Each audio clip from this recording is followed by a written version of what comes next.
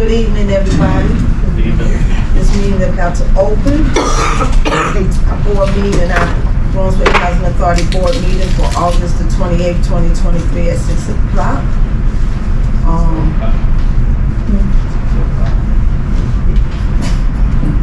Yeah, okay.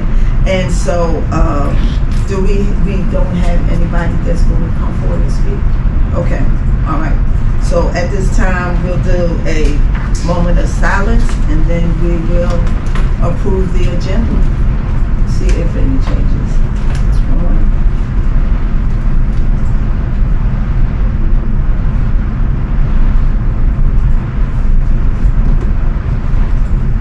Amen. All right. First thing we want to do is approve the agenda for the day. Is there any changes or amendments to the agenda? I have one. The Faith and Blue, City of Brunswick, she will not be here. Assistant Chief Angela Smith.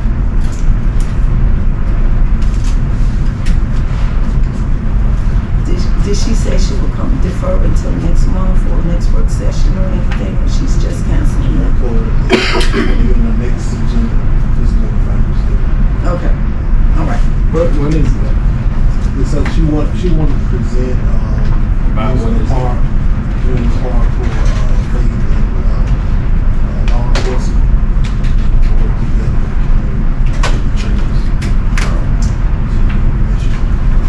Okay, all right. Next thing up is the approval of the agenda. Is there anything to be added or omitted from the agenda?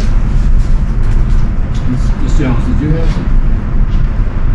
To be added to the, okay, all right. Is Mr. Williams going to be here, the maintenance guy? No. Oh, then we have to omit that. What did you have on there? The update. Let me see. Whispering Oath. I had the update. Okay. So we don't have any maintenance update? No. Okay. All right. Well then, if there's no new changes or amendment, I will call a motion to pass the agenda for today. I move that we adopt the agenda with necessary changes as presented. Second. Hearing the first and second, all in favor say aye. Aye. Opposers have the same. That motion carries. Next on the agenda is the approval of the minutes from the August meeting. Commissioners, did everybody look at the minutes? I did. Anybody have any changes to the minutes? Do y'all want to do them separately or all together? All together. If there's not any changes, I call a motion to approval of the minutes from last month, from August 14th, August 17th, and August 24th. I offer a motion to approve the minutes from the meetings of August 9th, 14th, 17th, and 24th as presented. Second. Hearing the first and second, all in favor say aye. Aye. Opposers have the same. I just remembered something. The bylaws. I sent you an email. They already They are in there for review because I know that they haven't had a chance to look at them, but they are in the folders. Okay. Okay. All right. Next on there is news business. Resident Council, Commissioner Hayes. Resident Council is still working to help McIntyre Court get one formulated. And we have our president, our vice president here, and from my understanding, she wants to make a statement. If you're entertained. Okay. Hey, Sean. Yes.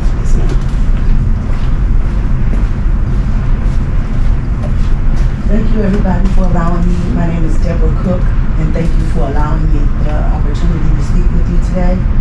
I am coming before you to ask an unorthodox request, but I hope that you see our heart behind it. My partner and I, Coach VIP, we are looking to host a basketball event out at one of the courts of Brooklyn Homes, and we are looking to hopefully do something and start on Sunday. What we are trying to do is bridge the gap between the adults and the children, and so we're trying to bring them together. There are tons of children every day on the basketball courts, and so we'd like to utilize that time and that energy to kind of bring them together. This Sunday we would like to what we call the OGs, the older people, to come work with the younger kids to play basketball and work on shooting shots and other type of skills. And we'd like to actually do this on a regular basis. But what we'd like to do today is to present the idea of Sunday to you in hopes that the success of that event would allow us to continue to do further. What do you think the continuation would be? How often? I hope to have something every month. Coach VIP is out in the community basically every week with the children out at the basketball courts, just showing them shots and things and just letting them know how wonderful they are and just kind of helping them along with, discovering who they are and having a sense of identity where they live there. I want to tell you a little bit about Coach VIP and why I want to work with him. He is very much interested in creating outlets for the youth, just as I am. I am working along with the arts and literature. I write books and I also illustrate and teach writing lessons. But when I saw him out on the court with the kids, first of all, there's no men that generally come out with the kids. And it's usually maybe the teenagers and the youth. And so when I saw him diligently coming out week after week, I said, let me see what's going on. So I went to talk to him. And my kid was out on the court and he really talked too much. So I said, let me go meet him. And as I spoke to him, I learned as a teen, he lived in that area. He was raised there. And so memories of his life and experience with his mother also linger in this area. But he decided to come back to this area and give back to the community. As I said before, he was raised in Brooklyn Homes. He used that basketball court as a means to keep him focused. And as a result, at BHS, he was the leading scorer in the class of '95, and he went on to play college basketball. And in his later years, he was a facilities director, at Sports Center Academy for 5 years in Atlanta. And he was also an AAU coach and youth mentor. He was also a former juvenile correctional officer, so he's worked a lot with the kids, and he's also worked in group homes. So his experience with the kids are very elaborate, and I thought he's out here doing the work, and many people are talking about doing the work, but he's actually out here doing the work with no pay just because he cares and he wants to give back. And so I decided to support him and see what we could do to help bridge the gap between the adults and the children. Have y'all discussed how long this will be when you do have this basketball? Is it a time limit or? Coach, do you have? What's his? First of all, what's his real name? Okay. Can I have you to come over and speak on this? How y'all doing? My name Maurice. What's up, Rich? I know a few faces, but I just moved back from Atlanta. I've been living in Atlanta for the last 15 years. I've been doing a lot of community things. And I see like there's been a lot of shootings and troubles right here. So what we used to do up there, we used to get the older men in the community and kind of bring them back out. They're kind of afraid because the kids shooting. But we get the older guys and start meeting with them, then they start liking who they start mentoring. So I've been working with kids for like 20 years. I'm talking about years old. Like I grew up in Brooklyn Homes. It was shooting back then. I see some people get killed and blood on concrete, but my heart was always there. Because I was like one of a few that made it out. So I always say, well, I moved back home to build my house. I'm gonna give back. That's my community. That's what I'm gonna do. So when I get off work on Sundays, well, I go to a couple of parks, but Brooklyn Homes wasn't the main parks. I want to use that basketball court cat for them because it helped me to So I'm creating an outlet with all the resources I have now, all the training, from you name it. I did everything with you, work for the state, everything. So I am a positive role model to them. I just want to kind of keep rewarding them, keep influencing them, keep them on the right track, so they won't be off to the left or be off to the right. Because I'm a product of their community. So, and never been in prison, no felonies. And what's your last name? That's it. Dudson? Yeah. Okay. So how long do you think you'll be out there, and what kind of resources are you going to serve? Refreshment or anything? Well, for the last 2 months, I've been going out there every Sunday for about an hour and a half, working on their shooting and working on their fundamentals and talking some about life skills. So probably about no longer than 2 hours for the most.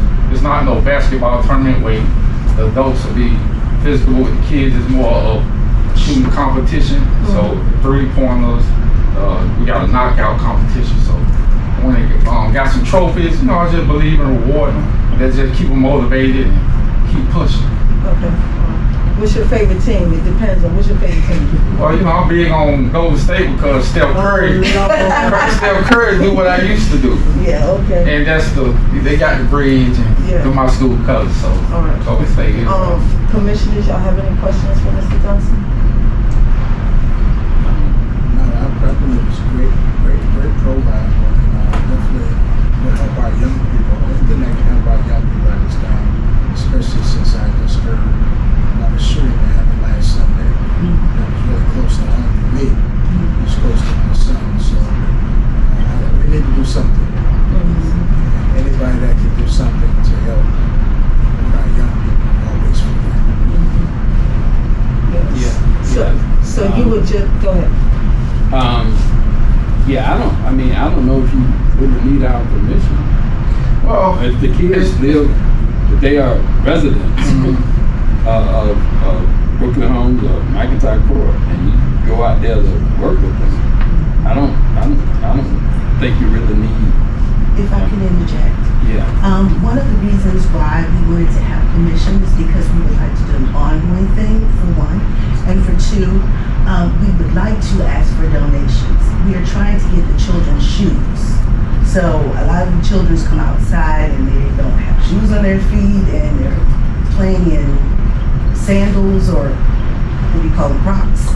Yeah, and so we're trying to help the community in any way possible. So is that something that we can do on the premises?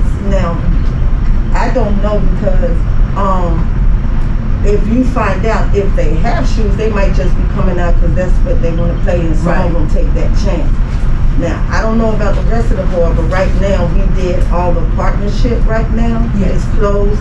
And so if you want to do it and want donations, you have to go to, we do RFPs back in the spring. He'll send out an RFP and have your requirements that you need to be part of it if you want donations. Okay. So if you want to do it now to test it out, I don't know if. and you don't live in the community? No. I live kind of like down 17th Fort Bell Point. But Yeah, I mean, it's the. Now, let me make sure I'm clear. You're saying Brooklyn Homes, but Yes. I thought. I am a resident of Brooklyn. Oh, okay. And I'm also the council. Yeah. No, Right. I'm familiar with Okay. this stuff. But I thought you said something about McIntyre Court. Yeah. And to help McIntyre Court establish them as a council. Right. And she had this idea to partner with them to do a basketball thing, and maybe just doing that will also have other people from different communities to come out to support, to see what we have going on. Just another way to get the resident council awareness out there and how important it is. But I think the reason why her for asking for permission was she wants to know that during these events, will it be an okay time for her to ask for donations from the people that partake in the event or come out to I don't know. That's what I thought. Did I get that wrong? Yeah. Do we have, from your perspective, Attorney Hartman, don't we have should we have an account set up for resident council where we can receive funding like that? Yes. that there's funding for the resident council. So Well, I guess the question is, that it's restricted on how they use it, and then it's all, it'd be up to the resident council to decide how to spend that money. Now, as far as like Gatorades, Powerades, waters, Yes. Jaws Plus, we get that through Second Harvest at no cost to us. That's one of the things since we're members, so we can help you as far as that goes, having fluids without that costing money. That's awesome. Without costing the residents. That's wonderful. well, I guess that's what I'm trying to get to. And I think it's what Commissioner Dickinson is asking. So this would be like project of the tenant council of Brooklyn Homes. Okay. So can they ask for donations and receive? I mean, they can get additional funding outside of the resident council can get additional funding separate from what the housing authority. They can. Yes. And so they have to set up, and they will set up their own account. I think it's standalone 501c3. Right now, we're fiscal aid for funding for the resident council. Right, that's what I'm trying to get to. But you're saying in order to do that, they would need to set up a 501c3? Well, I think they're a standalone entity already. That they're their own nonprofit corporation. I think they set that up. That's what they had to set up to become a resident council. So they're already taxes in. You all have. Did y'all set up a From the I IRS. remember us doing that. I remember us talking about it when we were talking about the budget and coming up with the budget, but that hasn't been done already. Because it costs you the Secretary of State, don't say to go 501. Yeah, we're their fiscal agent, so we handle all the. Right, and I believe at one time, Ms. Dyer said there was a resident council, money that hasn't been used, and so. And then my question would be, what's the issue with the staff going ahead and setting up the 501c3? Since I mean that's I don't see why they need it either. That's a whole different process. When we're trying to establish our residential council. How's it normally done? This is the first time, and this is the first time. I'm talking about in other places. Do they have a standalone 501c3? No, Okay, if not, then the fiscal sponsorship be handled by the authority. Yeah. And so all they need is, I mean, they're just doing this project, Yeah, so okay. this is something so that they can do. let me say this, we already have the drinks already from Job Plus, it's no cost.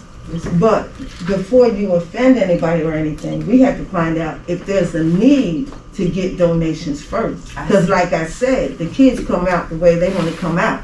And so if they know they're going to play basketball and you advertise it and tell them to bring their sneakers, then you'll know who's going to come with sneakers and who not. Yeah. So I would just look and see and don't touch on that. You understand Well, what I'm saying? being out there for the last couple of months, I done built a relationship with the kids. So they've been coming out there kind of barefooted, so I've been asking them where their shoes at.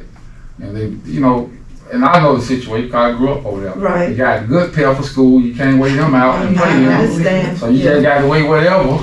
And barefooted sometimes on the concrete and glass, that's. And if you ask for donations, what are you asking? It's- I mean, well- is there a minimum, a maximum? What are you asking It's for? the older guys who I play ball with, a lot of guys, because I'm real well known. Sometimes it can start small, but when people know it's me doing it, then, so my friends that play ball with me, I'm really trying to get them to come out and $10 to shoot against the kids so we can use that to get gift cards from the, shoe stores around, and that can be a part of the award to give to the kids. Now, there is, the city is already doing New Kicks for Kids Okay. drive. So on September the 9th, have the kids go out to Howard Coffin Park. Okay. And they may be able to get a pair of brand new shoes. That's Definitely. one thing. But I don't see any problem with, if this is a project of the tenant council, of you all asking whoever for donations and just letting them know they need to put it in the name of the authority, I guess, and have it in the little memo if they're doing. Yes. Well, everybody do Cash App and stuff now, but I don't know if we have that capability. If they donate it through Coastal Phoenix, which is our 501 under Roosevelt Housing, it's a tax deductible. But we're tax deductible too, aren't we? The authority. The only 501 number we have for Roosevelt Housing is Coastal Phoenix. How do you get it from Coastal Phoenix into the tenant fund? If they just write it to BHA, I mean, Coastal Phoenix is a subsidiary, is what I've been told.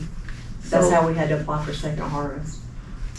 I think we need to do some more research on how to go about getting donations, look into the projects and freelancing like you want to do. And then y'all come back and have like a schedule or plan of how you think you want to implement this every Sunday, the time and everything like that. And then we can go from there. We can do flyers or whatever and go from there. And I'm real big in like advertising and promotion, and also I've been working in the entertainment field in Atlanta. So you know, I hear the stories back before I used to live in Brooklyn Homes, where they used to have live bands and entertainment. So hopefully, They used to do the battle of the bands. you know, so hopefully by next summer, you know, y'all can see the work I put in out there. And then, you know, maybe we can grow into that, because I do have all the resources, the entertainers up in Atlanta. Okay. So there won't be nothing to bring them down. And I don't mind using my own funding, you know, say God will bless me. I work for a Lighthouse Relative. I manage $1 million home, beach homes. I'm a contractor, I build mansions. So it's been a blessing. So I want not just basketball, but just actually start training them and teaching them instead of taking another route. That's a sport. That's a good idea. I don't agree with the Golden State Warriors, but you know. Well, we got one deal more with championship we got to win. Yeah, we can deal with that. Yeah, All right. Well, they happen to be my team. So Okay, so you got one. And I can vouch for him. He has been going out of his own pocket, and the kids are coming back all happy. And I'm like, where'd you get that from? And I have to, you know, as a mom, you got to see what's going on. and so you came up in the city recreation program or boys club? Boys, I played boys club against the rec, and I played, I think, Ballard for a couple of years. Then I played for Brunswick High. Wanted to play for the Edward. team battle, play for the club. Me and Reggie was running. He was playing baseball or basketball. He was glad to carry all of us. All right, now I played basketball for the club. Okay, I love the club now. Don't get me wrong now. Yeah, but yeah. Yeah. Just Anyway. have a plan laid So- out so, for yeah. us so we can Work go by. with Reggie Yeah. and Commissioner Hayes. Mhm. Thank you. And I appreciate y'all. And let Yes. me know, because K-Swiss and Nike both have outreach programs, then I can introduce y'all. Thank you. Okay, And thank you. also take plenty of pictures and get some testimonials. We like Oh to man, see we it. all. And I tell you, I'm heavy on promote. You gonna be like, Okay. oh man, he. Okay. And he got a good resume. Because up in Atlanta for the last 8 and 10 years, I've been coaching AAU, and some of them kids don't went to college, and I'm thinking like, I ain't even from this community, but I know I got at least 20 to 30 kids in college, so it's like, I keep thinking back home. I got to go back home, and Do the same you know, thing. so Reach out. Mhm. I'm back. Okay. Thank you. Thank y'all. Thank you. Anytime. Thank you, Yes, sir. Commissioner Hayes. All right. And next on is the Executive Director's Report, Ms. Jones. Okay, we'll start with resident services, with community and school. We're actually here. Now, Yeah. good evening, I'm Lynn Love with Community and Schools. This is a continuation of the last meeting. We were asked to come back today and answer some questions about our proposed budget. So I have my treasurer Holt Redding here, so we were gonna answer your questions together. If I can remember the questions I had. I think I can do a quick update real quick if you'd like us to on that.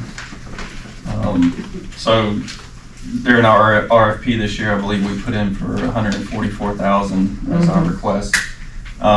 We've been doing RFPs for how long with the Housing Authority now? well, they didn't do an RFP process. They just started funding us 8 years ago. So, okay, so the last 8 years, we've been getting funding from the Housing Authority.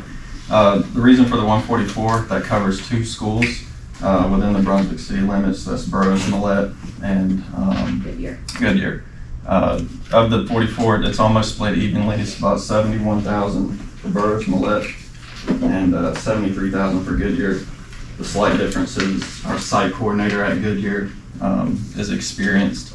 It's been there for years, and the one at Burroughs, Millette is brand new.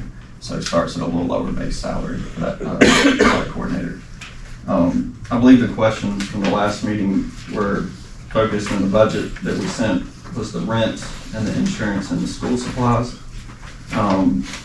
So the reason we include things like rent and insurance for the budget for each school is that it's easier to spread them out and through each school instead of separating them out. Because if I separate out things like rent and insurance and other miscellaneous postage, office supplies, when I present that to donators, they don't want to see that their money may just go into rent for our office. They want to know that it's going to a certain school. And that's what we do. When we get donations from private entities or people, we earmark that money. All of it is going to our schools. Like, we don't run off an excess, so that's why there's 144 covers these 2 exact schools.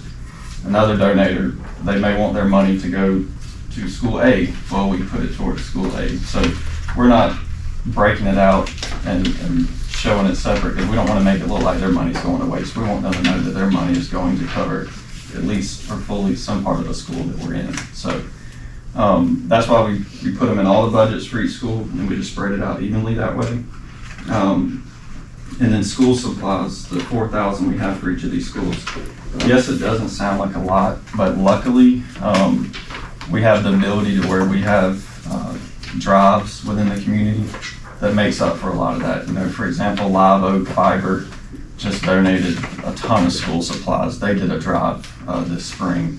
I think Sea Island Company. Sea Island Company was another one. So a lot of these, our local supporters who work with us, they do drives on their own, working with us, and we, are fortunate to have, these supply drives that make it so we don't have to come out of pocket to actually buy the supplies needed within these schools. When those run out, of course, if a certain kid needs something, we'll always get it for them. That's not a problem. But those drives really help cover any shortfall we have as far as the supply side as well. So, Maybe I misunderstood, but I thought when we first started this, I thought that 100,000 was broken down among 4 schools opposed to 2. And the other thing is this: we talked about the lead site coordinator, but y'all have the executive director, the program director, and the administrative assistant. How many people does it take to run this program? Because at this time, I just think we're satisfied with the amount that we gave y'all this year. And I seen some pamphlets from Burroughs Millette this past weekend, and they do food, they do clothes, they do toys. So I think that right now, this is just my opinion, they're getting enough donations and supplies now. So I don't think, so when we see what you did this year, when you pass in your stats of how y'all coordinated and we see a difference, maybe we'll change next year. But I think we're just, right now, we're gonna keep it where it is with the $100,000 where it is. And so can you tell me how many people, so what does the executive director, the program director, the assistant administration, the lead coordinator, they're getting 6,000, 4,000, 3,000. The lead coordinator is getting 40,000. Yeah, And those are so- just for me to run the entire organization, which I've run for 11 years. I'm in charge of 18 employees and raising the funds to keep providing these services in 10 schools. And so that's just a little bit of, again, like Holt was saying, we try to divide it all out equally among our donors so that no one's holding one huge amount of something they need to, help pay for, a salary. So it's a little bit of my salary. Our program director, we are accredited by our national organization. And so that program director is overseeing our sites. We have a program director that's overseeing all of our elementary schools, and a program director that's overseeing all of our middle schools, high schools, and alternative schools. So this is just a little bit of her salary to oversee those 2 schools, those employees, make sure they are meeting all the standards we've been asked to meet, offer support and that kind of thing. And then I have an assistant that helps me with payroll, running payroll, keeping the books, insurance, all of the office work that I have to do on top of fundraising, she's helping me with. So that's just a small part of her salary as well. It's just a little bit of overhead. Okay. And the other question was, we see school supplies, physicals, and fees. What are the physicals for? And what are the fees for? Often, students, not necessarily in the elementary school, but in our other schools, students can't afford the physicals to play sports. So we can provide that for them. That's just one example. Fees, we've had students who've had lunchroom fees or library fees that they can't pay.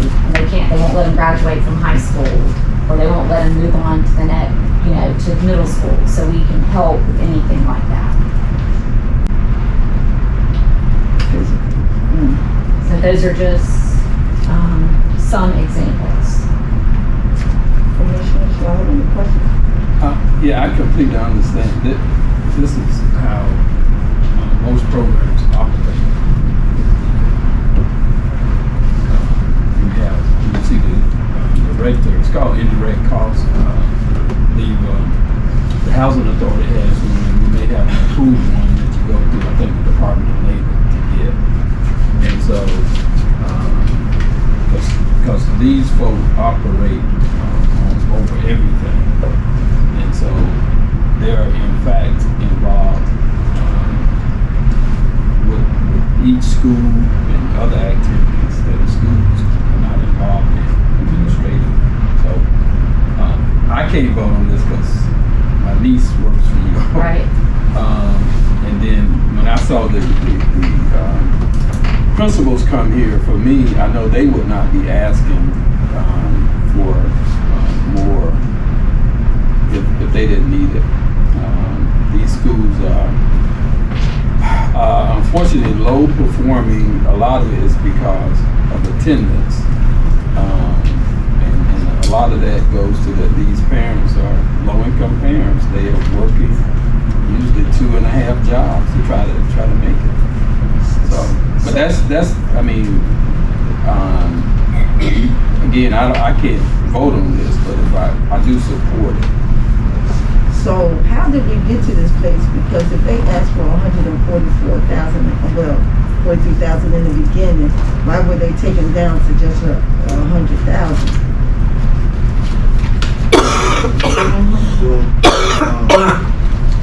The review recommendation board had questions about payment of salaries, and but they couldn't address the recommendation board had addressed.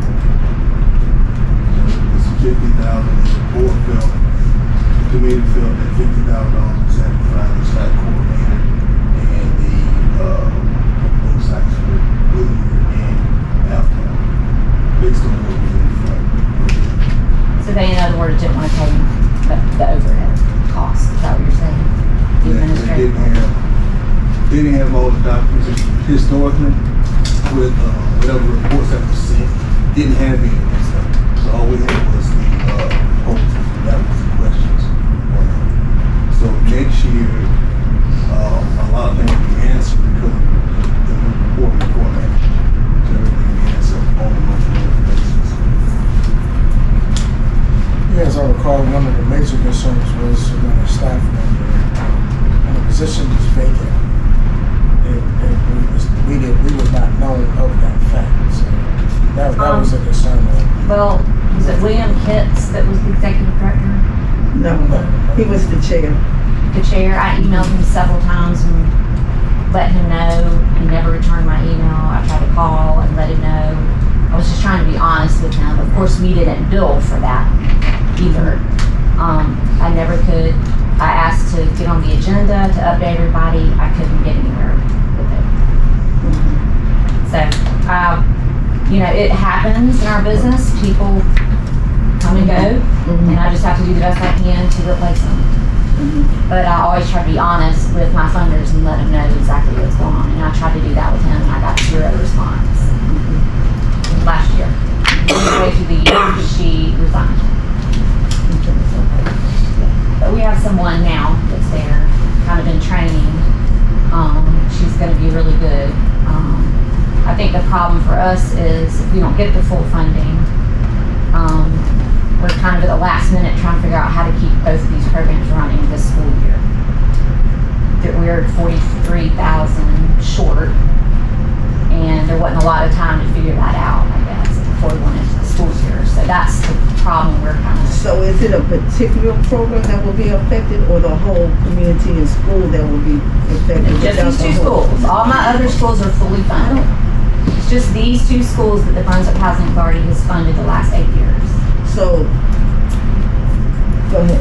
I just don't understand how can these two schools Right. be lacking when you just said that you divide the money Right. amongst all 10, or did you say 12 schools? Like, Right. I'm confused. Right. Yeah. And so what I'm trying to say is, I don't know about the rest of the commissioners, but if we can get a clear understanding of what y'all turn in this year, then next year when we do these RFPs, we'll have a better understanding of what the money is, where the services go, and how it would be divided. Because right now, we're at the end, we're not doing any more partnership or anything. That's over. And so it'll start up again in the spring. And so we'll just have a clear understanding what was lacking, what got sacrificed, or whatever. And we can present that next year, but we're a nonprofit, so we can't show excess on our income statement. We're not in the business of making money.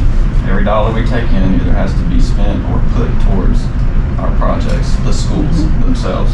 So when I create a budget, I can't create a budget and show that I'm going to have 150,000 in excess donations this year. Because then my people give me donations, but like, well, what are you going to do with that money? They're probably thinking I'm going to put it in my own pocket, which is not the case. So we earmark all our donations to our schools evenly and budget that accordingly to where every donation is covering that school for the year. So I can't show an excess. But you can show a line item of where that money is going, right? Yeah, to if they request that, yes. Yeah, that's what we requested, a line item of where the money will be going. That's the line item. Yeah, Well, that's what That's what this is. I know, For but each- this So all the is a schools line will look item. like that. Yes, all the school budgets individually will look just like that.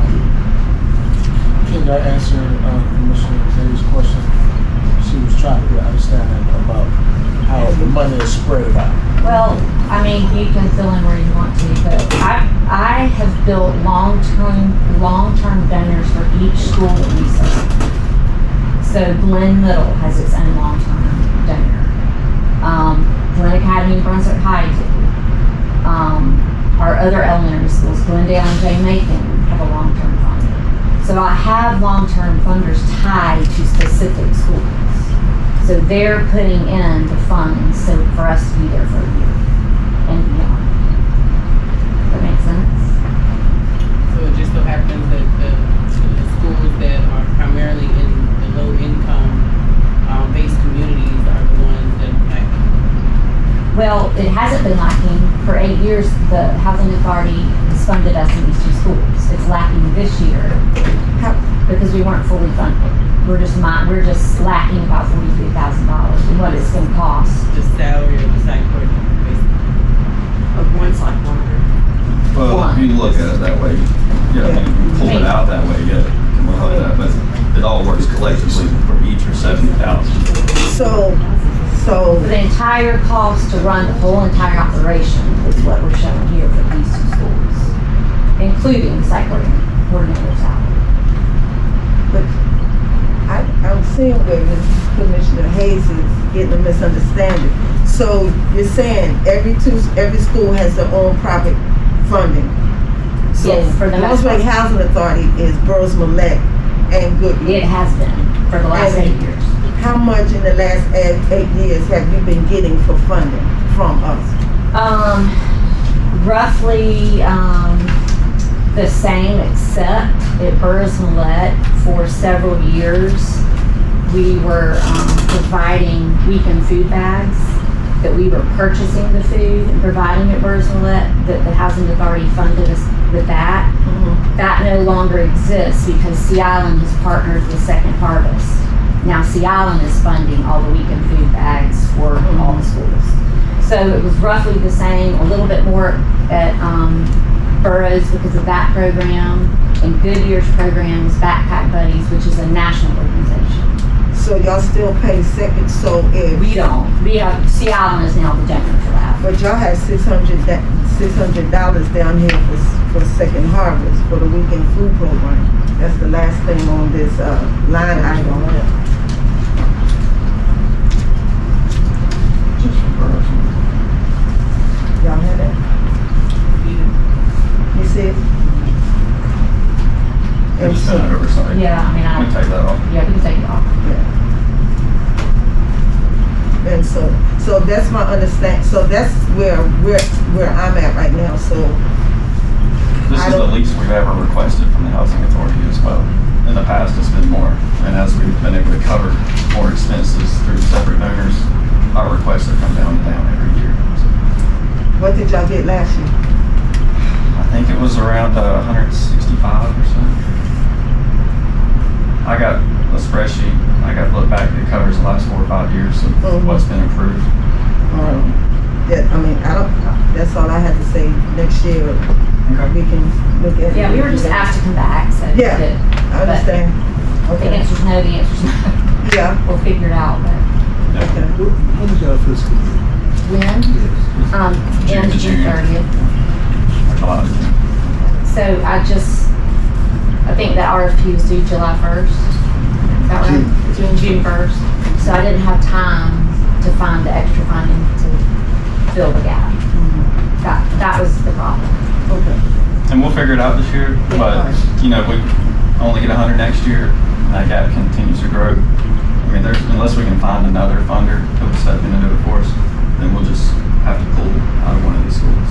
And we don't want to do that, but we're not going to bleed ourselves dry over trying to find a school that we can't find, so. Right. We just want to present that and, All right. you know, try to get a better understanding of what we do. Thank you. Thank you.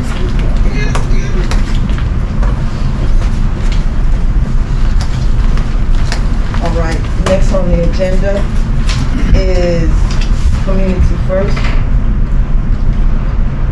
Okay, so the last time we were here, Commissioner Collins and Commissioner Hayes had met with Ms. Tompkins to discuss Communities First. And so Commissioner Booker made the statement that he wanted to hear from them. Neither one of them were here at that time. You had to be verbal, I think, during the work session. So he wanted to hear what the conversation was about from the commissioners. We met with Ms. Tompkins. She gave us more in depth of what the program was about, but we were asking for like statistics, and she didn't have, like, I guess she said she had people that she had worked with, but no residents at the time. And so we suggested that maybe she do a trial and error, maybe fund 5 residents to go through the program and see how far they got, and then come back with the numbers, and then possibly we can move forward. But I don't think we were at the point where we were ready to make an offer or take the proposal based off of it being a new program. And there was also issues with if a resident opened or got their own business through the program, how the rent would fluctuate or go up. And then certain businesses, like she said, you could do hair, or you could do like a lawn care service. The things that she was mentioning, she, it had to be like go green.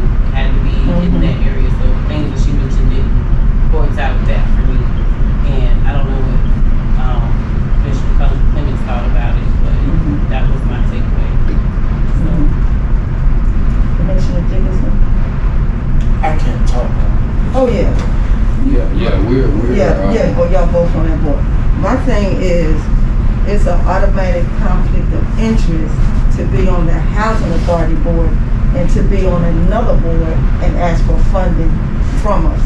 Because if they're on that board or that other board, they're gonna decide how to split the money. The other thing is when she first came and presented, it sounded close to Lucas Foundation at the college.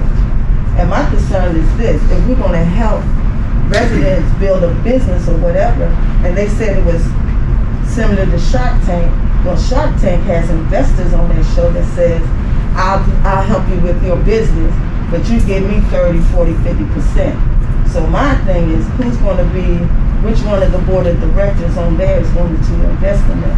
And the other thing is, we don't invest in startups. They have to come and have a statistic already worked out to see how it flowed there before they come here. And talking to Ms. Matter of fact, I talked to Ms. Andy because I'm in her program. And she said that she would come and do it for nothing. So if we can ever get anybody to come and help our residents with starting their own business, I would go with them because that's what she does and she can help them follow through. And what she said is, if you're going to start your own business, who's going to invest in you if you don't invest in yourself? So they changed their platform. Last year it was, come, we'll help you, and then investors. But this year they have an amount that you have to go for, 5, 10 of them people. And so I just don't want to be stuck in the habit of having board members on another board and asking for money from us. And you can't, that's a conflict of interest. First of all, that's not a conflict of interest. That's not the definition. Had we not said anything and voted on it, that would make it a conflict of interest, Madam Chair. Now, in your mind, that may be where you are, and that's fine. But technically and legally, that's what a conflict is. And that's why we got an attorney right here. Well, And I'm gonna be finished with this after I make this statement. The other thing is, we just had a discussion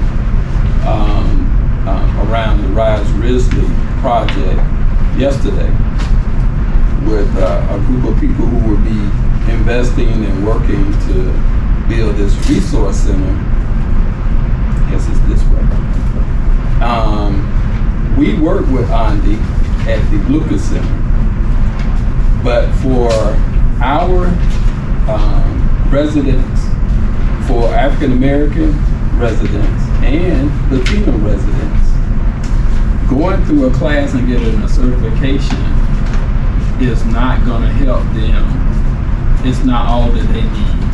They do get good information, but they need someone to hold their hand through the process because, for example, somebody with a food truck, we work with the Latino guy.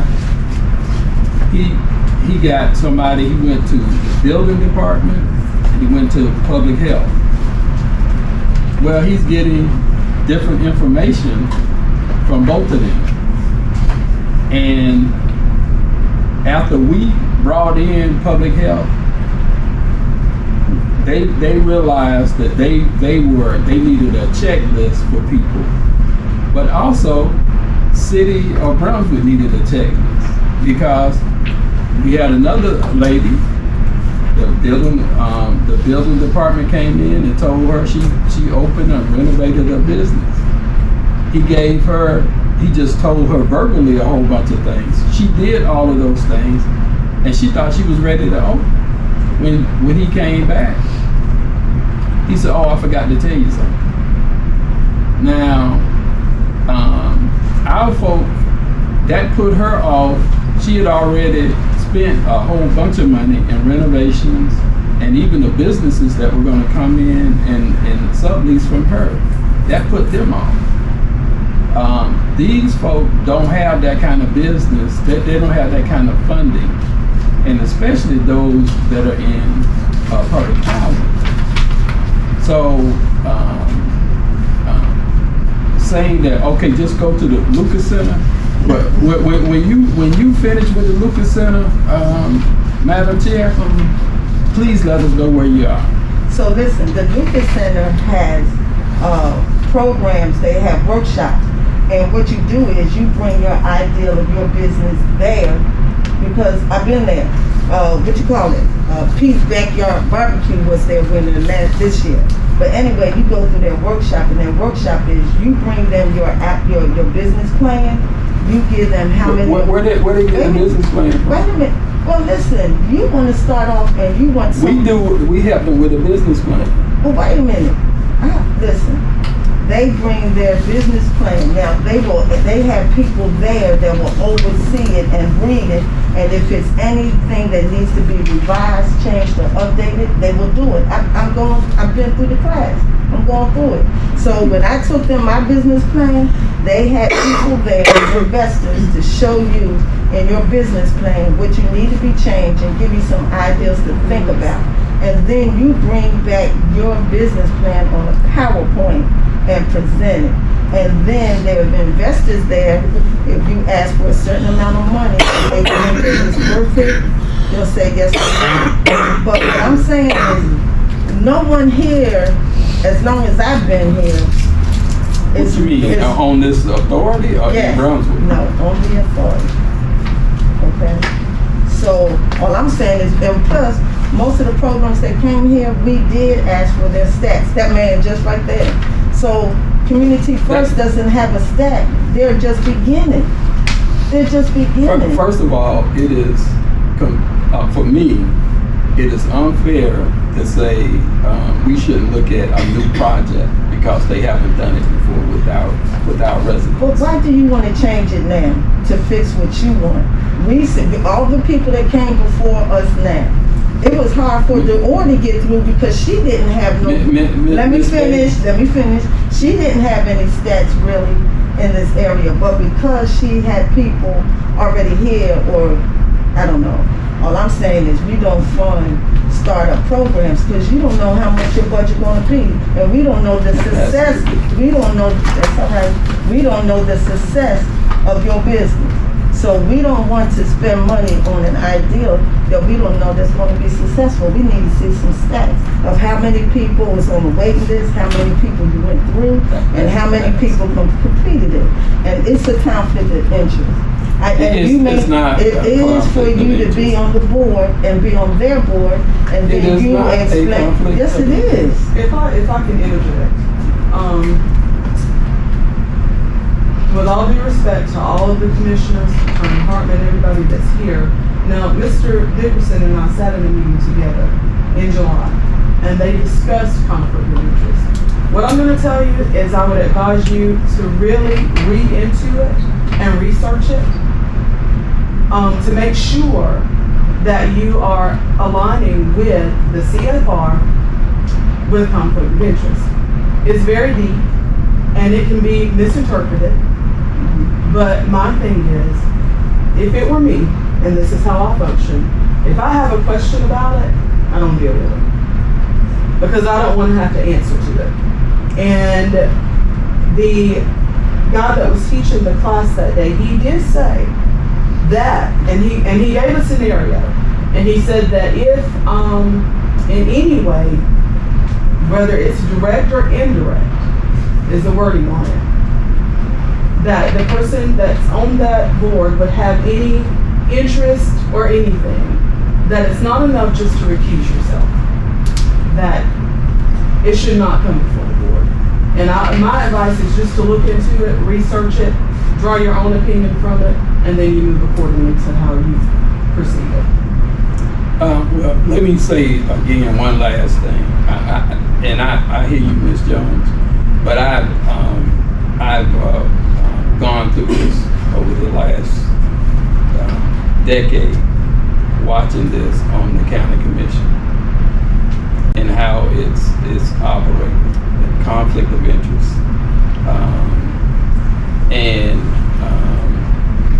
this. You're right. If you feel like there's a question and if you don't want to deal with it, then don't. The only reason why we're bringing this up is nobody else is doing this. And when this is voted down now, the college who just started this entrepreneurial program, and they're going to do fine by running people through their workshops. That didn't just start out there. The Small Business Development Center has been doing it since I've been home 40 years ago. And me and my cousins have gone out there asking them for help. They threw a big, thick business plan at us and told us to go fill that out. The reception of the people who's supposed to help black and brown people here in this community that I can speak to has been very racist and it's systematic. And they haven't been able to even get a business plan. Their ideas have been stolen when they went to ask for help by people who have access to capital. So you have to watch out for that. That is the only reason why we wanted to bring this to the Housing Authority. Because when this is voted down tonight, these folk will not get, they won't get the help they need. We had the Economic Development Authority brought in a specialist out of Washington, D.C. to do the status of minority businesses in this county. She talked to the government, she talked to the banks, and she talked to black businesses who were in business, who wanted to be in business. And this is part of one of her recommendations, is a trusted advisor, because before they go to the bank, Lucas is gonna tell you, go to the bank. But you gotta have a conversation before you go and talk to a banker. This guy was a banker who's up with South Coast Bank. If you haven't gone through this process, and I watched it, and we've been challenging the so-called small business people for years. They do not help black and brown people. They discourage them. It is systematic and it's racist. And so because the college is doing these classes, the city just went through doing classes, and at the end of the classes, they were supposed to get $1,500 from tons of people. And I believe Commissioner Dickerson was one of those folks. And there was classes. But a lot of those folks did not even they weren't able to get, because they got the credit for having the workshop, but there were people who the city couldn't even give a license to because they were home based, but they never told them that. So that's the reason that we're doing this here, and feel strongly about that. And so it's fine, but the people, the families who could be helped and set up where they could help get income and move into home ownership, it's not going to happen. The Lucas Center, I guarantee you, would not. But they're going to have plenty of numbers, stats for Madam Chair about how many people attended the workshop. Again, we work with Andy very closely. She's going to be referring people to us for this very same thing. And I'm not saying that your idea, excuse me, Madam Chair, that your idea is not a good idea, but my suggestion would be maybe to get started, maybe seek your funding from elsewhere. But we're already doing it. On the board. Charlene is already working with some housing tenants. So and she even suggested, she thought it was a good idea as well, but get it started, come back with numbers so that they can see exactly what's happening with the residents. So this is it. So this is when Ms. Thompson presented, she said this was about environmental science. Okay? She said environmental science. So, and going green. No one said anything, and then they went into the Shark Tank, get people, they need 20 people for some ideas, okay?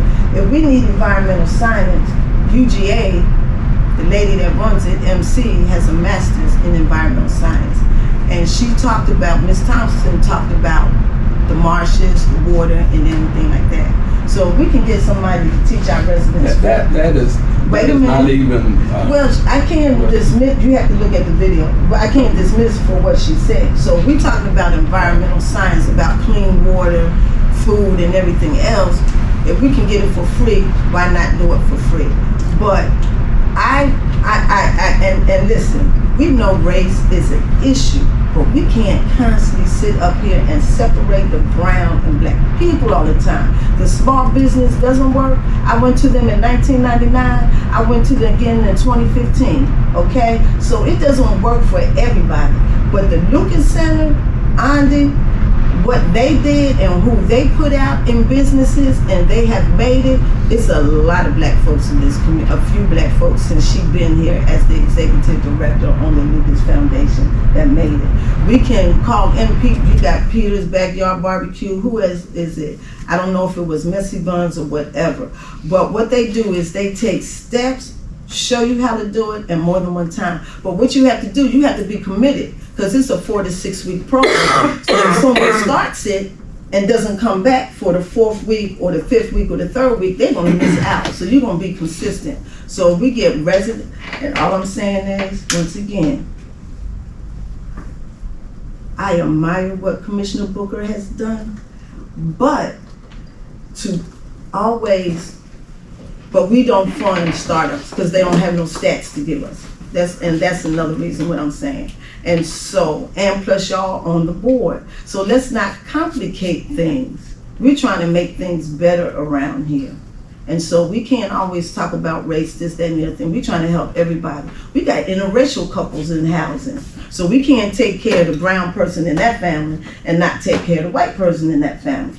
We got to come together, because if we keep talking about that brown person, we're in the situation. Lucas said, give them a chance. She is out there all the time. Matter of fact, she got a class coming up in September.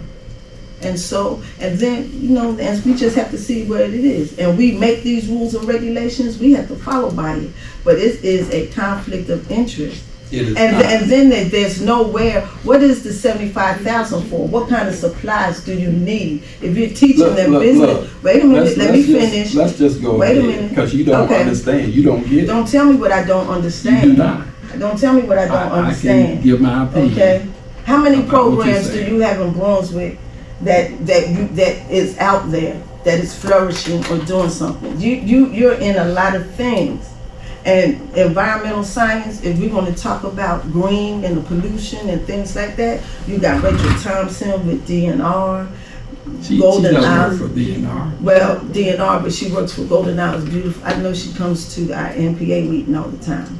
So, She works we have people. for Glen Environmental Yeah. Coalition. Yes. I would like to make this point. I'm not speaking for support of the program or not. I will say though, because we have been in a systematic way of culture conditioning of African Americans not being successful in business due to our race and other conditions, especially that to the point that we deal with majority African Americans in our community. And of course we have Hispanic and Caucasians as well. But we do have to look at it on a business standpoint on how we can help further our residents and thinking more entrepreneurial as well as financial literacy. That's one of my compassions, to really get financial literacy before them. I was in class and I learned a lot in that meeting on our role as board members. And I would suggest as well that all of you really look at what your role is and how we are to conduct ourselves in these meetings around the community and how we make decisions on bettering the residents for this community. But I do think that we do need to look at helping, because of the cultural conditioning, which continues to happen over and over again. And I'm an advocate. I'm not racist. I believe in unity. I love everyone. But I do know what has happened in this country, specifically to African Americans. I don't think we should ever not be able to talk about that. And, because people like to put stuff in the paper and all that stuff. or try to remove board members or sue people. All of those things, but I will stand for that, and I don't care how anybody feels about it. We have been culture conditioned to be marginalized and discredited for our race as African Americans. We should always stand up for that. That's my point. So, are we going forward with community first? So we have to vote on or against it, or how we going forward? You won't have a quorum to vote, do you? So that would end up saying. No, because we will be coming to. Yeah. Mm-hmm. Thank y'all for chilling. It's not lukewarm. I appreciate it. Mm-hmm. Okay. So we're gonna defer this. We have a quorum. We only need 3 people to vote. Okay. So we're gonna defer this until Collins comes back? Is that what we're going to do? I believe it will have to, because only you 3 can vote in this. Right, that's true. That's true. Okay, next. Okay, the other, item under resident services is dealing with update on partners. And, Madam Chair, we only put that on there just so that you can set the standards as far as when we would get the updates from the entities that have partnered with the Brunswick Housing Authority. Right. We talked about that at our meeting. I suggest we get it every month, but Ms. Jones suggests because of the work that goes into it, we get it once a quarter. So since summer has ended, we need by September's meeting, this meeting, we need an update on the partners that we had partnered with in this past spring. Everyone just signed a new MOU this month. Yeah, so with the part that was approved in late July. How do you approve an MOU and we haven't seen their update? So this is what we discussed. We discussed that we see what they've done with this partnership so far. We get to read it. And just like we told communities in schools, we'll see how they did, where the money went, what the stats was. And if it's all right, then we can continue them on. If not, then we're not. So we can't get an automatic MOU to everybody right now. They have to. Now, what we said was, if they're all right, they can automatically go through. But we haven't seen them, the updates. No, they just got the MOU from the approval of RFP. They just got some of them still being composed. The MOU, the agreement between us and the vendor. That's going on as we speak, because we have Dr. Brown with the youth enrichment. They started, they signed, they started, and they've been paid a couple of times. They're on a weekly basis. So they started their after school program for the school session, but we don't have the updates for their summer. We only paid like about 3 weeks of the summer. So we didn't pay, from July 1 to the end of summer was until the school started, about 3 weeks. Okay, so those who don't have an after school, but they still need to give us an update of what they did in the summer program. We only had 2 people that did summer that we paid for entirely. That was Dr. Rosemary Woods that completed her summer. We only paid for July 1, part of Dr. Brown's summer tutorial. So and everybody else is just start. Some of them haven't received their MOU yet because it's still being composed.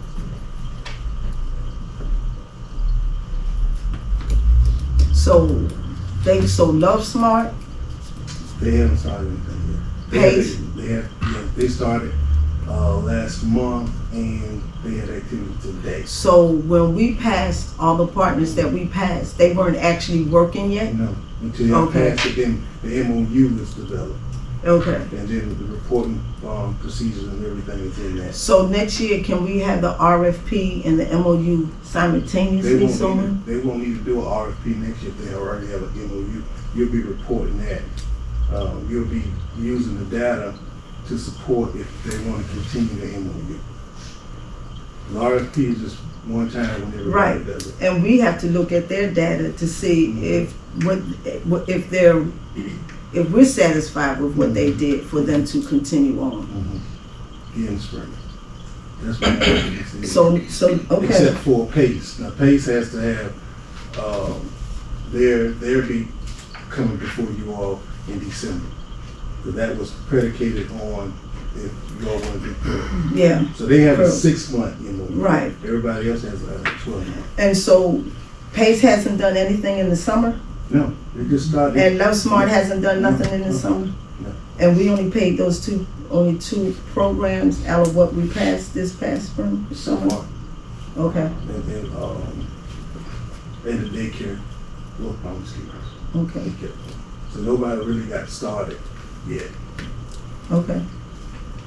And then they'll be reporting every time they ask for money. So- They'll be reporting, bringing data to me every time they ask for money. Right. It'll be weekly or monthly. Depends on the agreement. Well, we need some kind, okay, so those, When they get paid. In order to get the check from us, Right. they have to So- submit activity. so Rosemary Woods is completed. So we need an update on how her program went in order to approve her for next summer. Yeah, you can do it now, or you can Not- wait till the spring, For good, because she won't start until May next year. right? You can do it like in February, March next year. If you want, so that'll be more current and close. If you want to come up to the next meeting, work session. If it's only two programs that work this summer, how much, I mean, it's just For two the one we people. did from the beginning of summer to the end of summer, that was just from Dr. Wood. Dr. Woods and Youth And Enrichment. Youth Enrichment did a tutor. We only paid them from July 2nd until the end of their summer, which was like that last week in July. So they had about 4 weeks. And she had to submit a report Okay. to get that. I mean, those, if they're, so then let's see that too, see what they did this summer. Okay. Commissioners, y'all have anything to say? I just have one or two things to say. I attended the parent-teacher meeting at YE, and their biggest thing was they wanted us, at first we had to present them with our ID, which I was okay with. They said per BHA. And then they said today that now that they need our kids' birth certificates to verify the name versus the child that they have. And they were saying when they turn the name into housing, that they were told that this child, this is incorrect or this or that. And so it's causing a lot of issues between the program and then the parent. Because it's like, we've already gave y'all our child's information. We know our child's Right. name. And then when we send it to housing for approval, they're getting the turnaround saying, hey, that's not the child's name. Or it's spelled incorrectly, or, like how Whose do we... program is this? This is for Dr. Brown's after-school program. Youth Enrichment. Right. And so we're trying to figure out as parents, like, what's the best route? Because, like, giving your child Social Security or birth certificate to each entity that they go to, that's ridiculous. And so there should be some kind of way for it to be verified. They're actually coming from the school. And like I asked them, so you can't go off the tags on their book bag and get the right, well, some kids don't have tags, they don't allow them to bring them home. But my son has The tag. the tag saying that he's supposed to go over to there. And so I don't think it's every parent, it's just some parents, but I think it's ridiculous that they're gonna make every parent bring a birth certificate or a social security card. And the So last- how they, if they, when they send it in to housing authority, Mhm. then that's where the kickback is happening, because if they went through just a regular process, you all came in, filled out the information, Mhm. and then they sent it in, and then housing is saying that's wrong. Exactly. Yeah, so what we have is We didn't tell them to do that. What we had is different last names. Because it won't show up on the computer. If you name's supposed to be Johnson, you want to call him, his name's supposed to be Johnson, but you call him Gibson after your name. So that name is not correct. Something that, not the first using middle names, not using the government issue name, especially for parents. Names are misspelled. Talked with Dr. Woods on that. So the names have to be spelled correctly, and parents' name have to be spelled correctly. And I don't know, I guess that's the way she feels that she can get the government issue name that's provided to us. So we're requiring the government issued name. And so their way of doing that is asking the parents to bring their birth certificate to verify that.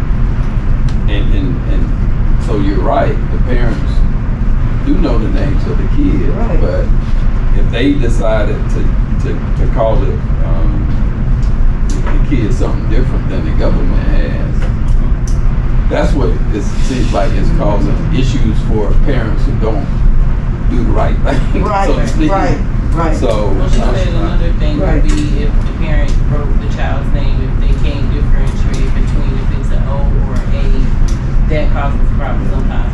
So I was just wondering if it was a better way to like verify between, okay, you got the parents, she's wrote the right name, she's wrote her name correctly, and you know, maybe if it's just on their end, if something's, you know, comes back and say this isn't great, to just ask that specific parent. You shouldn't make everybody across the board Right, bring in right. something for one or two people that you have a problem with getting the funding or the system. That was my only thing. And so she said it came from housing that, you know, they wanted this information. Now you're saying you didn't require that, it's just that they said. We want the correct government name, so when we put it in the system, it'll pop up. Right. But we didn't tell her our process, the intake process of trying to get that. Gotcha. Yeah. So, I think that was just probably a misunderstanding. And then too, she said that they were asked for all parents to sign a photo release saying that they could take pictures and send to the VHA in order to produce a newsletter. but we can use them as, we can use their picture. Even parents can use their picture for our publication. And that's understandable, but you do realize that this program it's not like the Boys and Girls Club where they're going for activities and after school fun and games. They're actually going for extra tutoring, and maybe some of them may be falling behind. So to post a child's picture with their name with this program, how you think it may make them feel? So not yet. It wasn't, it's not for that. It's just to have, it's not that we're gonna pick someone out. We want to have evidence and want to document our presence in the program. Just because you're in a tutoring program doesn't mean you're behind. No. It's just, this is an activity showing everybody we have a tutoring partnership and letting all the residents know. What we're doing is every month we're spotlighting a program that's partnershiping with Brunswick Housing Authority. So we won't name the child. It's because if you looked in our July or June newsletter whenever it came out, Rosemary Buddha is up there, but it's just a group of kids in the Karate Man or the movie theater. We're not naming the individual child. It's just to show the residents, to influence them to sign up and be active in the programs that we have partnership with. So, Understood. okay. Good call. I just found out today they had it at 5 Hey, o'clock, this- so I was I just rushing found out from there to get to birth here, certificate. and I was like, Yeah. Yeah, she had a lot of, I give them warning when that first invoice comes. We go through and make sure the name is spelled right, that person is not the last name. He had the child name as a parent name on this side, that type of stuff. But let me ask you this. If they're doing an after-school program to get the government name, most of those school kids are coming right from school. They could get their records and have it there.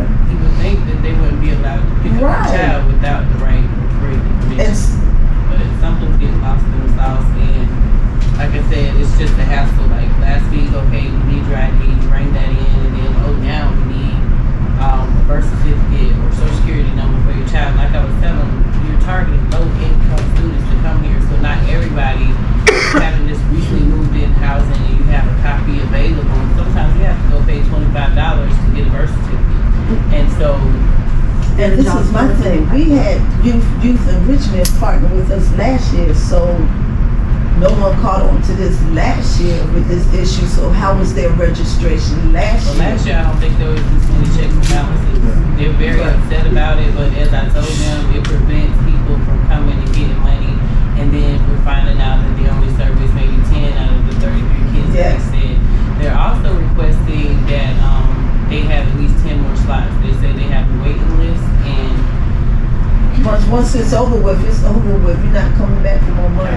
And the thing about it is, they have to be mindful of how they're sending their documents. So if we have some of our own kids, and I'm assuming that's what they mean, are they housing kids on the waiting list? I did not ask that, but that's something to, ask for future reference, the extra 10 that they need if they're housing kids. And that was, that was just the 30. They were approved for 30. She has some people actually paying out of their pocket. We're taking care of residents. Housing. So if she asked me, she was probably saying housing kids on the waiting list. Well, my point, I don't think that that's right if we have additional kids, especially since COVID, that are behind the waiting list. And we have the budget, we can amend the budget to service more kids. I don't think we should say, oh, this is it because they didn't get 50 at the start. But if we truly want to help these children, and many of these kids are way behind, that we should find a way to do that service. We have to have a stringent guideline, because just like they came in to get the rest of that money, Youth Enrichment been coming back ever since we passed them, because they had to list of how many kids they had. They had to follow the guidelines. We got a waiting list for the boys club. We got a waiting list for soccer. It's a waiting list for a lot of people. And if they first come, first serve or whatever, but we can't keep changing it midstream, because then when that word gets out, everybody gonna come in here midstream and want extra and say, I got it here, here, and here. We have to be stringent. And they have to. Again, I want to get on record. I don't agree with that, because if we have the funding and we have, whether it's one of our youth or our family in need, then we should amend it to help them. So we should have the resources to send them somewhere else. We have other after-school programs doing the tutoring thing and everything, and especially based on the age. Girls Millette just sent out a letter last week to start in their Boys and Girls Club tutoring program. It started today on the 28th, and they had a yellow form to fill out. 21st century. 21st century. That's what it's called. Yeah. But if and the parents had to sign, so everybody has to do their part. Well, if we get our statistics and data, this program may be a better performer than other programs, and maybe that's why they have a waiting. I don't know, but we need to make sure that if it's something that's working and our families, our young people can have access to it, if we have the resources, then we should amend the budget and give them access. Because every tutoring program is not the same. No, it isn't. Did they tell you how many was on the wait list? Did they show it to you? They did not show me a wait list or tell me how many. They just said they have around about 20 people. But like I said, I don't know if they're Right. And are they section? And we got to find out if they're Section 8 or public housing. They doing both. They can do both. No. I'm saying on the wait list, are they public housing or Section 8 people? Okay. Any other conversation on that so we can move along? Okay. All right. NACA update. Okay, dealing with the NACA update, Brunswick Housing Authority entered an agreement with NACA, if I recall, it was in December of 2022. Well, according to HUD, the Brunswick Housing Authority was not approved as a home ownership authority. So we have had to cease and assist with any NACA education, whatever, because the Brunswick Housing Authority cannot have any ties to that because they were not approved for that. Nothing wrong with the NACA program, but they didn't go through the proper documentation to be approved, so we have been ordered to stop any dealings with that. So I just wanted to let the board know what HUD has ordered and just pass it on down to you. How many people are in the program? I have no idea. I really have not seen any information besides what Reggie sent to me from Mr. Williams, and he forwarded that to HUD. I think there were a few housing residents, but there were some also that were just from the general public as well. Well, we have residents, I know one person specifically that started with NACA. She's paid her money, she's working the steps in order to become a homeowner. So for her, the best thing for her to do would be just go ahead on her own without. She could probably contact NACA themselves. That's what she's doing. Yeah. She has her own counselor. Okay. All we were doing was getting the people and sending it to them. But you had to have that contract with NACA, and we don't have that contract. We got a And contract, we just didn't do the paperwork to satisfy HUD. Yeah. We don't have the home ownership program. Right. And see, I have NACA on my phone, and I've given them to many people in the community because they have their own, they're a nonprofit, they have their own program. And if they come in here and see we're operating, they're going to figure, how we doing this without their approval, And they help with down payment, his rent, They have a mortgage. particular program for housing authority. Ms. Jones, what would it take for us to become, to be guidelines with us to be that housing? To actually go through the proper application Yeah, the proper process. application. Yeah, you would have to do the home ownership. That's what I mean. Yeah. So how can we do that? They would have to go through HUD. There's a process, and exactly what that process, what steps are in that, I'm not exactly sure, but I know that the application and all that has to be completed. And you also have to have NACA certifications as well. So there's some training that would go along with that as well before you're actually approved to get into that. So basically, you recommend that once we have a permanent, so director, move from that. Yes, if that's something that the board is interested in. Then what we can do is get a NACA representative. There's one in Savannah. Get a NACA representative to come and talk to us and explain to us how it goes and what the requirements is to become certified. But like you said, we have to go through HUD because HUD said there's no other housing authority that has NACA in their authority. You know what I'm saying? So we have to do it the right way. We'll be Jackson. So what?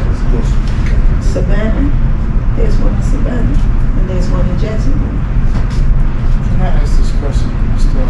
Reggie? Since this was not done correctly, and I know you came on board afterwards, but did Mr. Williams not know that this was not a correct process or procedure before he agreed to do it? This was done by Bacon, and he appointed Mr. Williams to contact the Jacksonville office with our names, name a number of people that may be interested. Then they'll come and do a workshop, and from there they'll take on the responsibility of seeing throughout the whole process like one of this. So once you get on up, we have to go on. Okay, raise the board. You said a name that makes sense now. Let's move forward. Okay. Anything else on NACA? Okay. Next thing is the financial report. Okay. So everybody has a copy of the actual financial report in front of you, the summary. And Ms. Dyer also submitted a finance summary to go with that. I'll read it really quickly, just to explain some of the things that you might have questions about. And it states that the FY23 financial data schedule has been submitted to HUD and it has been approved. Just to explain what that is, that's what Philip Gerald comes down here to do, puts that report together. He sends it, but it is the unaudited. So we need to make sure that we are aware of that. It is the unaudited submission. The next step is the annual audit, which is scheduled for 2 weeks beginning September 18th. Normally it is 1 week, but they did call and ask to come in a week early, and I did give them permission to come in that week. And our preliminary unaudited financial score is 22 out of 25. And with this, she's talking about the FOS scoring. It's different indicators that you come up with a cumulative score. We scored 23 for the fiscal year 22. Our capital fund score is 5 out of 10. Last year we received a score of 7. Historically, we have received the full 10 points every year, but the drop-off last year was due to not obligating a certain percentage of our capital funds by a certain benchmark date due to instructions from the former administration. But we did not lose the capital funds, which is surprising because normally you would, so somebody granted some grace there. Okay. The further drop in score by 2 points this year is due to the drop in occupancy rates, which is also computed into the score for public housing, and public housing occupancy rates are part of the capital fund score as well. The total FOS score for the BHA is made up of the 2 indicators listed above, plus the physical score and the management score. We haven't had an inspection yet. So what would normally happen is you would just use your previous score until it is updated with a new physical inspection score to come up with your FOS score. Where's that information you needed? I don't see it. And that's what's not.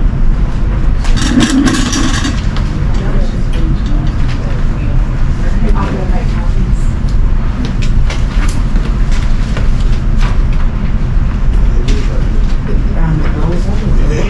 Yeah, you see me steady turning pages, and I'm like,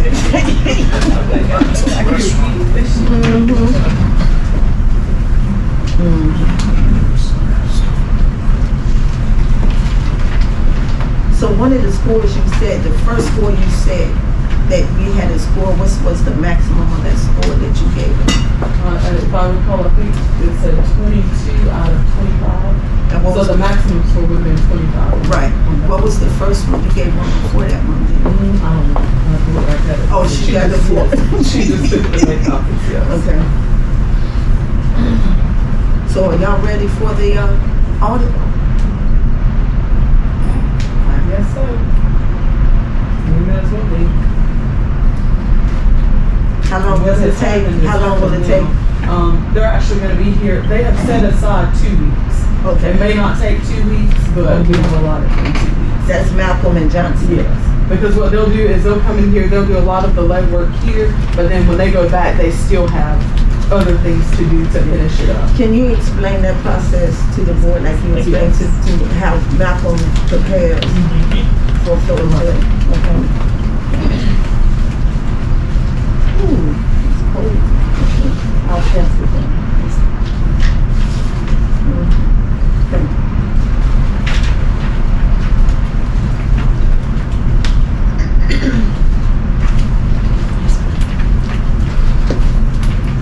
So, just to give an explanation of how we get to where we are, our fiscal year ends June 30th of every year. At that year end, Philip Gerald, who is the who does some key accountant work for the Brunswick Housing Authority, he comes in. This year he was here for about a week. He comes in and he goes through all of the finances that Ms. Dyer has prepared for each month. He goes through all of that. He does an unaudited submission to HUD.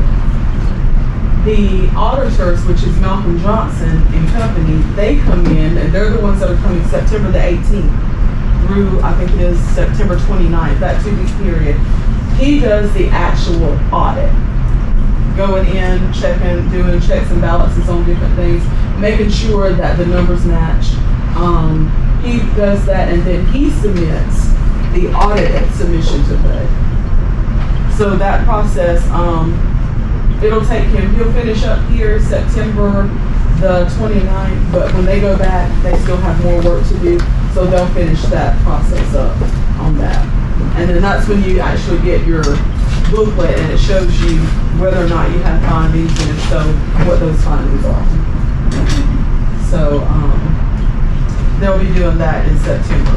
And then Philip Gerald comes in. No, Philip Gerald has already been here. He does it before. He prepares all of the documents for the auditor. Okay.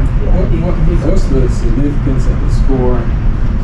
Again, the capital fund score. It is just stating whether or not you have obligated or used your money in the time that HUD has allotted. Okay. And as I stated, I'm going to go back up there to that part that Mr. Booker is questioning. The reason why, it says the drop-off last year was due to not obligating a certain percentage of our capital funds by a certain benchmark date due to instructions from the former administration. But they did not lose the capital funds.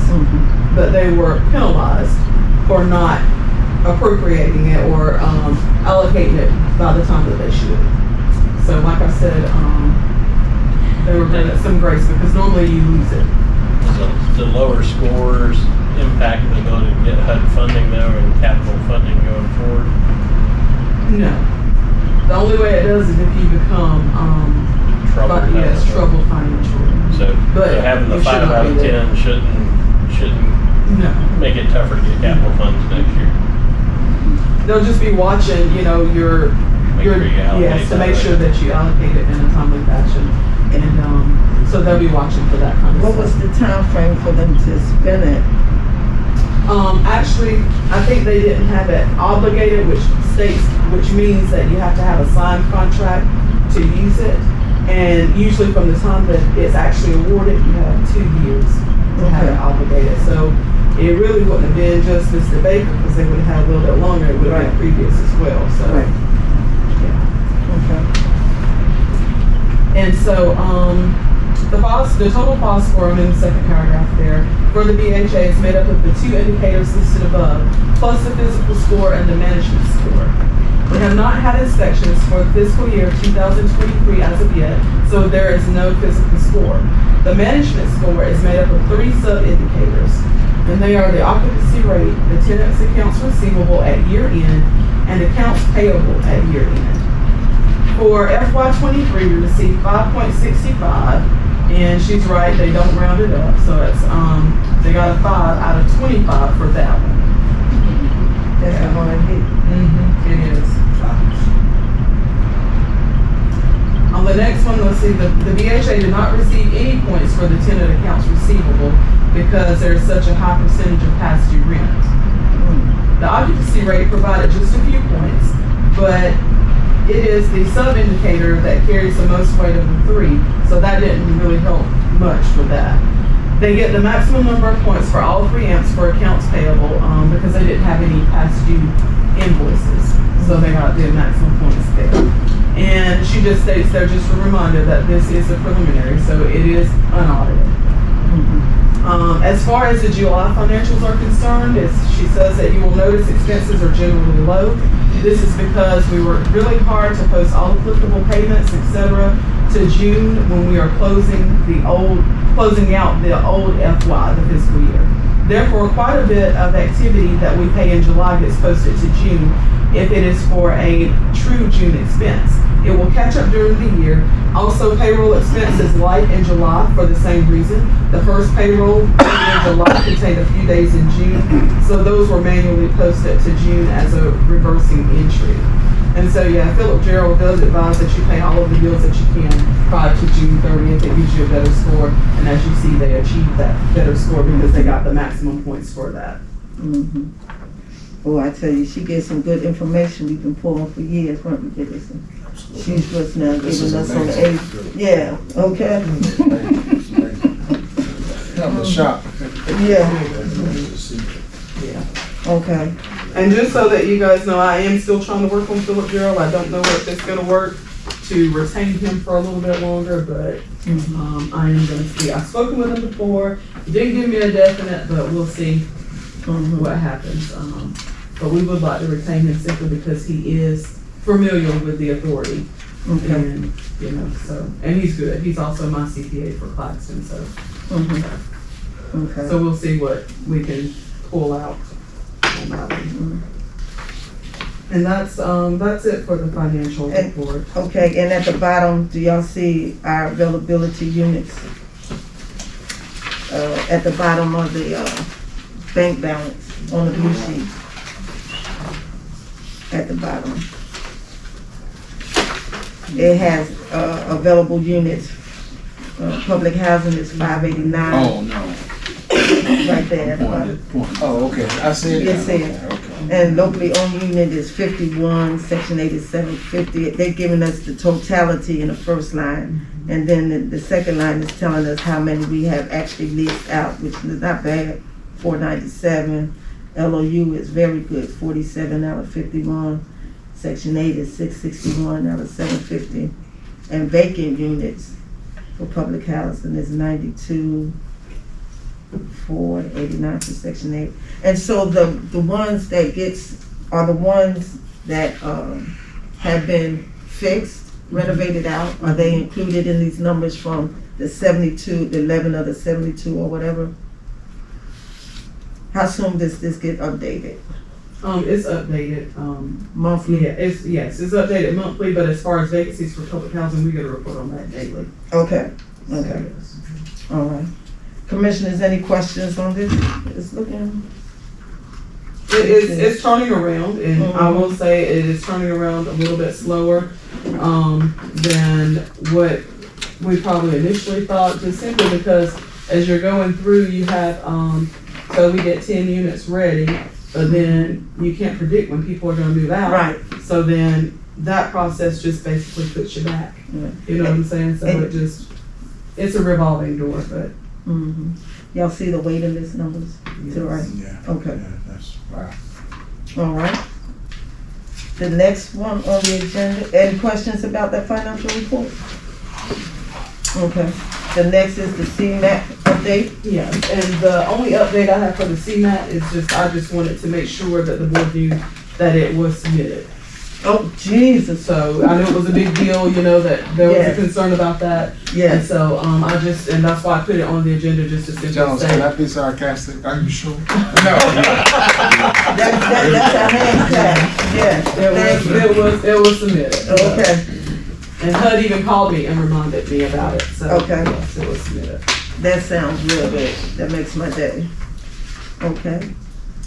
And the next part, I'm going to, let Mr. Gathering Jackson place. deal with the gathering place. No, the last time they came up here, John Williams had presented, and as far as the lease is concerned, so they were fine with us being over there. But the only concern that they had when we first did the lease for them months ago, they wanted to know, since we started coming there, will we help out with utilities? And that was the question prior to John coming in.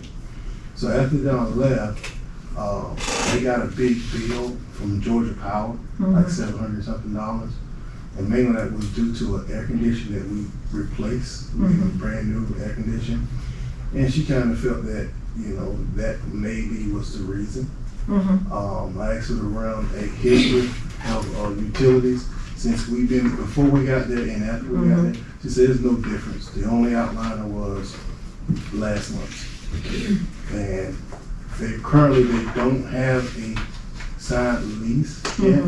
And that lease was $1 a year. Right. And so what they're asking is they want you to consider helping them with that Georgia Power bill. Well, then they need to pay us more lease money then, if they're gonna pay $1. Commissioner, Yes. the thermostat that controls that Mhm. is locked. Our staff cannot access the thermostat for their kitchen Where? at the gathering place.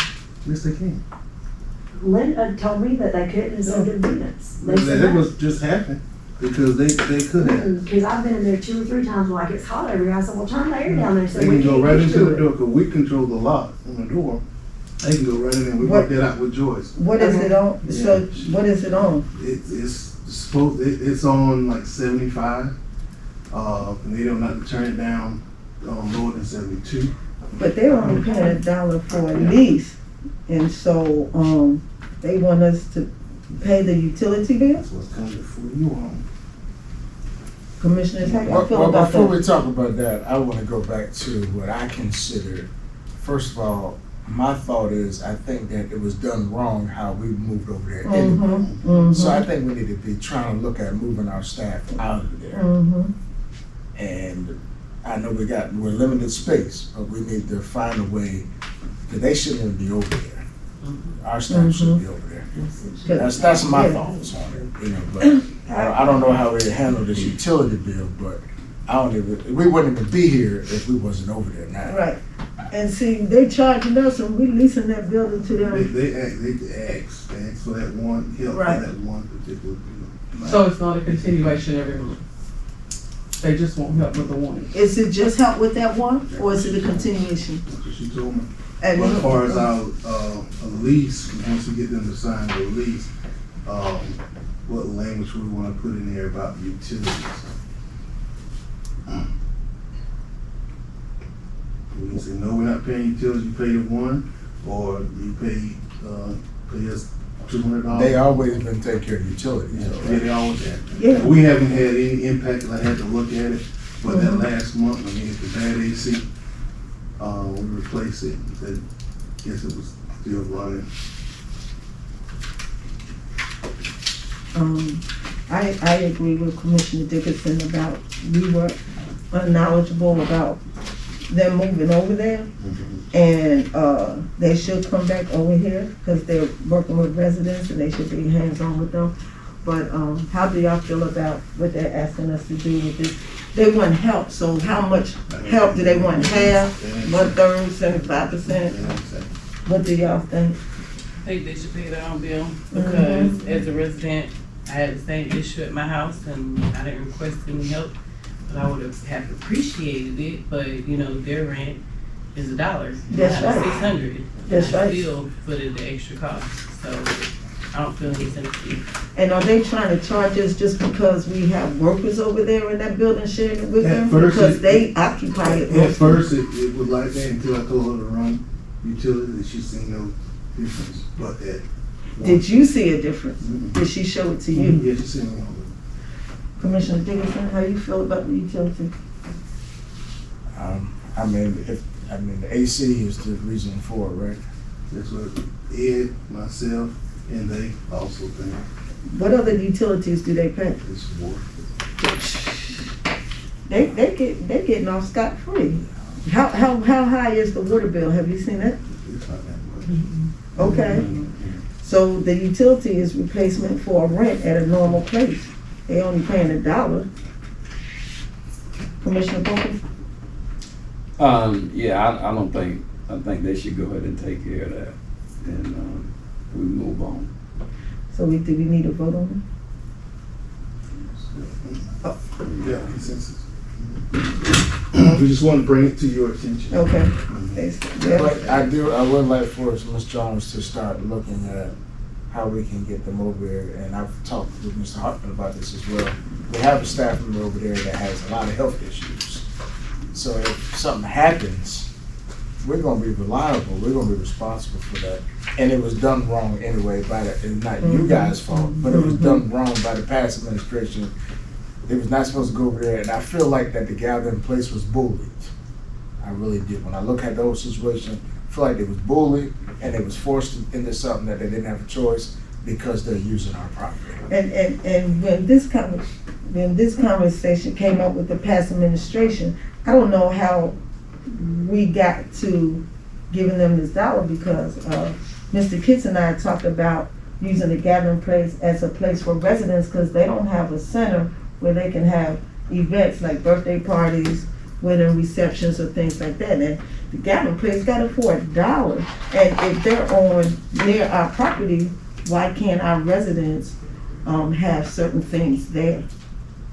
And so how they got to where it is now. Well, tell me if I'm wrong, Reg, I believe that contract was set up from the administration up under Angela, correct? Mm, Okay.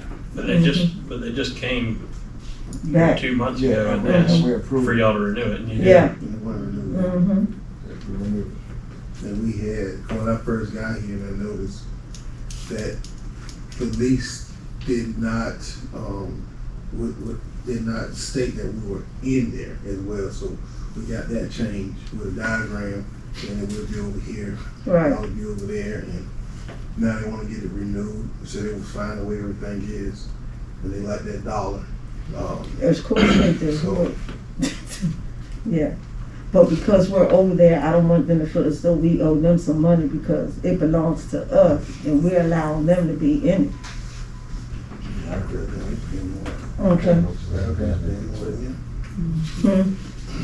Okay. Any more questions, discussion on gathering fee? How long could it be before we see the transition for those people that work for VHX to be coming back home? We'll look at that. The only difference is the room, this room right here.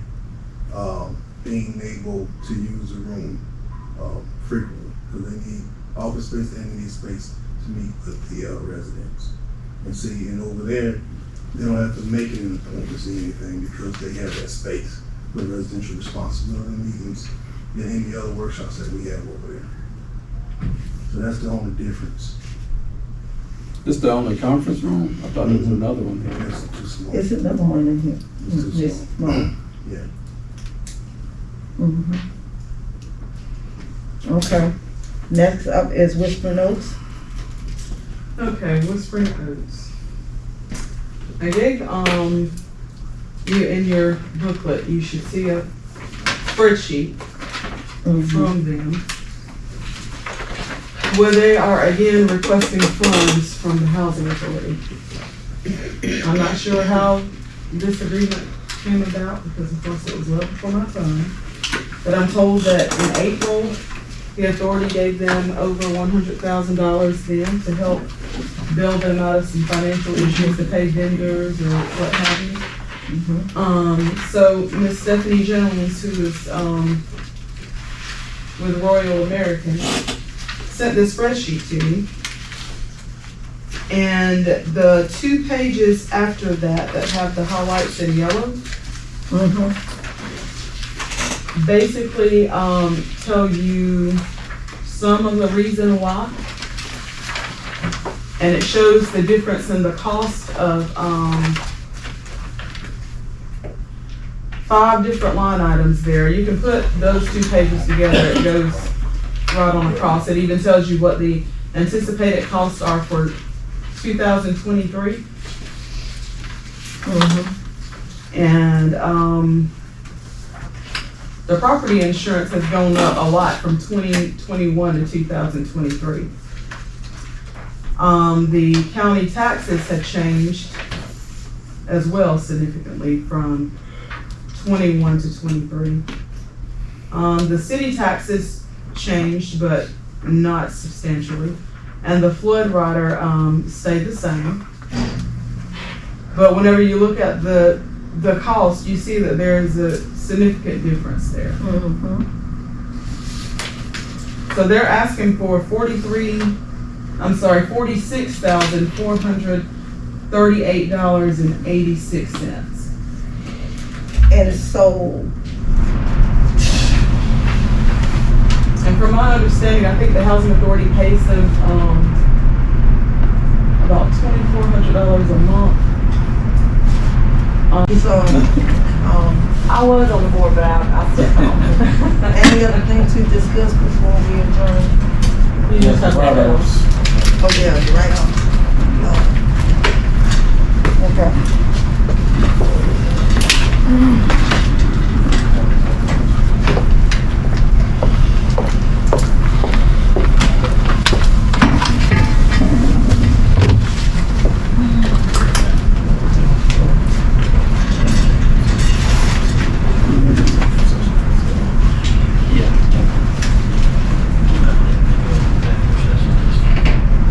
Okay. Okay. All right.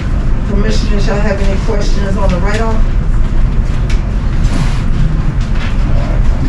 we understand those fees now. Yes. Isn't it funny how people can do things that you've been asking all along and Just it change. just, yeah, Just changing leadership. yes, yes, Thank you, Ms. Jones, for your leadership. yeah. Isn't it? Mhm, It is definitely notable. mhm. The attitude with employees has changed too. That's good. You see a positive attitude, a more let us help you attitude. So, if y'all looked at it, I have any questions about the write-offs, I can call a motion to approve. Make the motion that we approve the write-offs for August 23, 2023. And hearing the first and second, all in favor say aye. Aye. Opposers have the same. The motion carries. All right, and now, anything else we need to discuss? No? If not, I call a motion that we adjourn, go into executive session. Make the motion that we adjourn this meeting. I don't think we adjourn, but go into executive. Come out of open meeting and go into executive session. Adjourn our open meeting to executive session. I hear a second. Hearing a person second to adjourn, to leave from open meeting and go into executive session. All in favor say aye. Aye. Opposers have the same. The motion carries. Thank you.